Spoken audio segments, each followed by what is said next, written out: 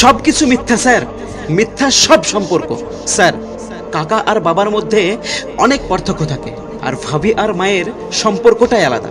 শুধু একবার তোমার জীবনে কোনো একটা বিপদ আসুক, শুধু একবার তোমার মা বাবা তোমার জীবন থেকে হারিয়ে যাক, যে যতই তোমার গ্রামের মানুষ বলুক না কেন তোমার পাশে আমরা আছি, তখন আর কাউকে তখন আর কাউকে তোমার পাশে দাঁড়ানোর মতো খুঁজেও পাবে না।